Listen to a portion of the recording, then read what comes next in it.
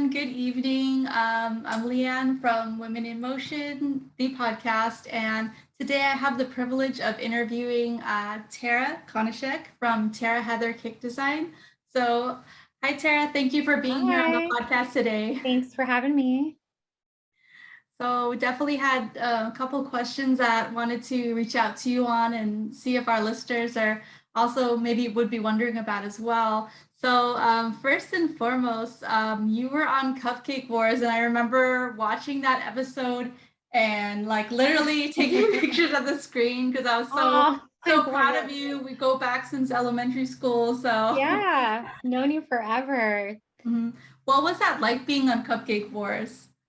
Yeah, honestly, it was towards the beginning when I first started, Mhm. and it was an exciting time for me. It was still a pretty brand new show. I had actually tried out for season two and I made it, and then I ended up having to drop just because I had committed to being in one of my best friend's weddings in Costa Rica, and I didn't want to, bail on her. So I figured, well, if it's meant to be, I'll get asked to do it again. And I got asked later in the future to do season six. And it worked out because I had a little bit more experience then. I was still pretty new. I was probably like a little over 2 years into my business. And it was an exciting time. I wasn't busy enough to where I had to tackle on a lot of orders at the same time as, prepping for the show. And what people don't know is that there's actually a lot of planning involved. Mhm. There's just a lot of planning and prepping, and then in addition to planning out the theme, you have to plan out what you're going to wear and all those little details. And then you're up in LA for a good few days. They do have all the equipment and everything there, but Mhm. I feel more comfortable with some of my own equipment. So I did lug a bunch of it up there as well, just because I wanted to it was such a kind of nerve-wracking show and everything's timed, and I wanted to feel like I was in my element in some way. So, Mhm. because you're working with new ovens and stoves that you've never worked with before. But it was exciting. It's definitely intense. There's bright lights in front of you. Um, but it's a long, long day of filming. It's not just like the 1 hour show. There's so much that's cut out of it.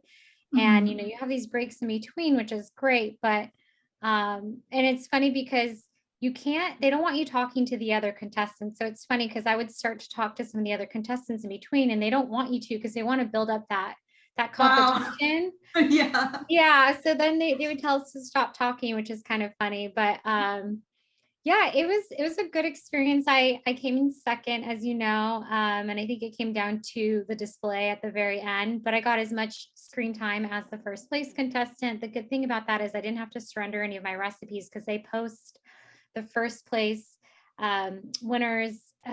bakers recipes on their website. Mhm. But I didn't have to do that, which is great. And I've also evolved. I've changed my recipes a bit over time, and I think as a baker in general, it's important to learn how to or to be open to growth and to adapt to different trends in the industry. So yeah, it was a great experience. I got some good promotion from it and booked a few clients through that show. And it's funny because even like 5, 6, 7 years later, they would still air the show, and I would have people telling me, "Oh, I saw it in Vegas, or I saw it on the airplane." So, and yeah, it was great. It was only one episode, but good experience. I definitely wanted to do more shows in the future, but it just never worked out with the timing. I got busy and I could never devote my time. And I kind of just figured, well, if it was meant to be, I would be available, but it never worked out. So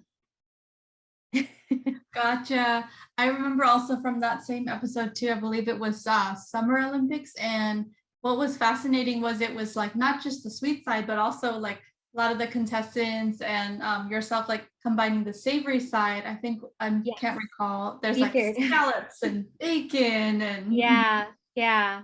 Yeah, it was interesting having to, I mean, we got seafood. I know some other episodes they did some pretty weird ingredients as well, but I honestly think ours was probably the most bizarre, incorporating seafood into it. But I did scallops just because when you caramelize them, it adds like a bit of sweetness and it mellows Mhm. out that fishy taste. And I ended up pulverizing them so you wouldn't feel those like chunks of fish. And it kind of blended in really, really well. Candace of Sprinkles, she was one of the judges, and she said she really enjoyed it.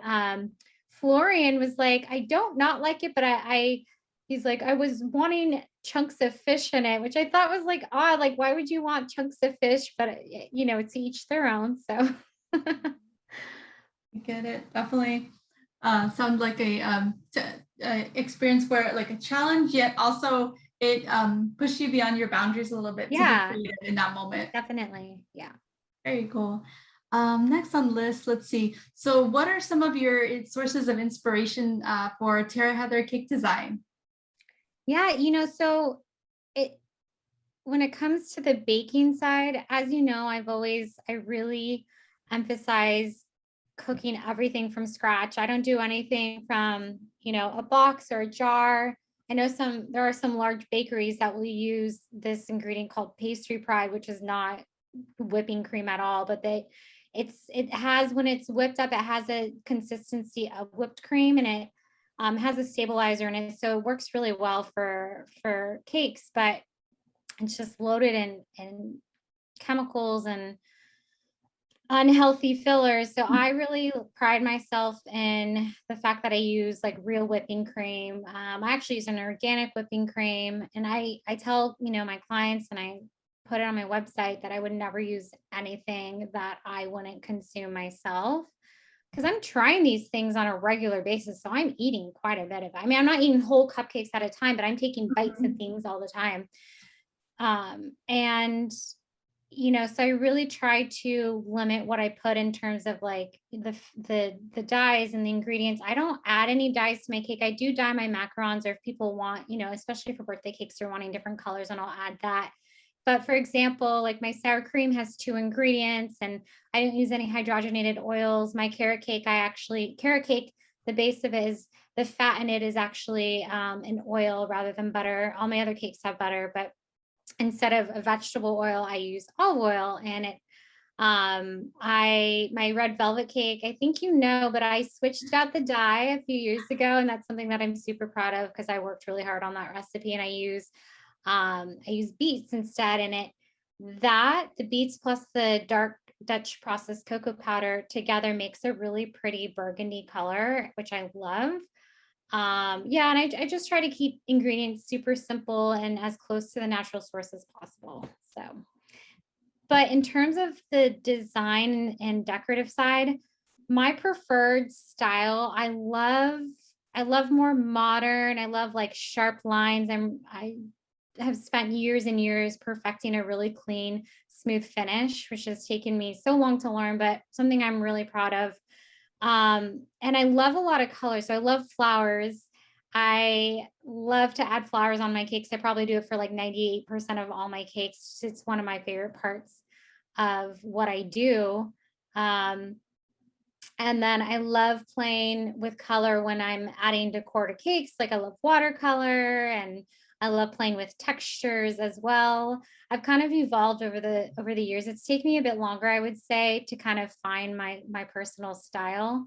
Um, but I would say that through trial and error, that's kind of how I got to where I'm at right now. So Mhm. yeah.